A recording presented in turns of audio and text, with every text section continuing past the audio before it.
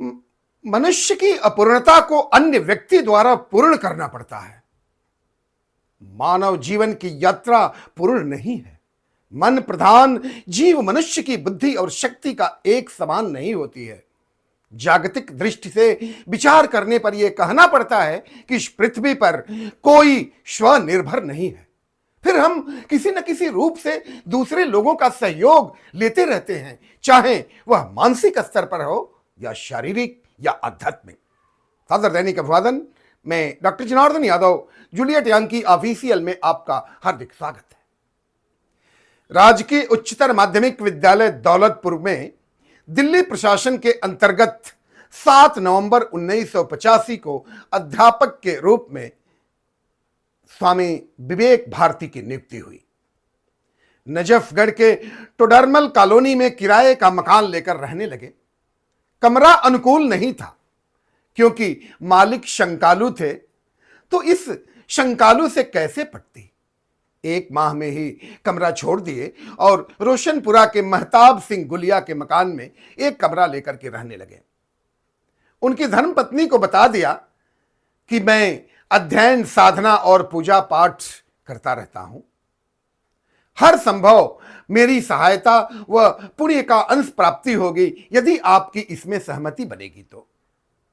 70 रुपया किराया था, परंतु न कमरा सुखद था न वहां का किराया, किंतु सब ठाकुर की इच्छा।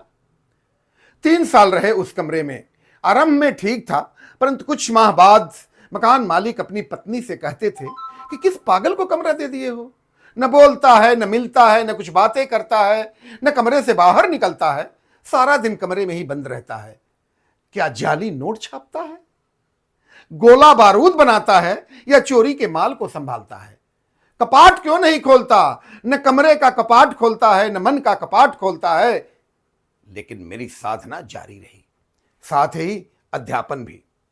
नजफगढ़ के पास झटीकरा मोड़ पर अपने पहने हुए कपड़े को सर्दी में पेड़ के ऊपर टांग कर, केवल 2 मीटर के लाल रंग की लंगोटी बांधकर, हाथ में डंडा लेकर के प्रतिदिन 26 किलोमीटर पैदल यात्रा करना नृत्य का नियम बन गया था।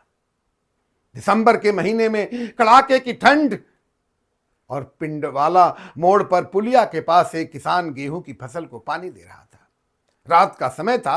वो पूछा कि बाबा, आप इसी उम्र में सन्यासी हो गए हैं, नंगे बदन घूम रहे हैं, ठंड नहीं लगती? क्या उत्तर दूं? महेंद्रगढ़ जिला के गांव डहीना जैनाबाद का रहने वाला ही था। मैं डर गया कि मैं तो कवाली का हूं, ये जाकर के मेरी मां को बता देगा कि आपका बेटा रात में नंगे बदन घूमता है तो बड़ी मुश्किल हो जाएगी। 1 जनवरी 1986 को कड़ाके की ठंड में भी घूमता और अपने मन से पूछता कि क्या ठंड है? उत्तर मिलता कतई नहीं। मन से लड़ने की आवश्यकता ही व्यक्ति को प्रबल बनाती है। शेष अगले एपिसोड में। धन्यवाद।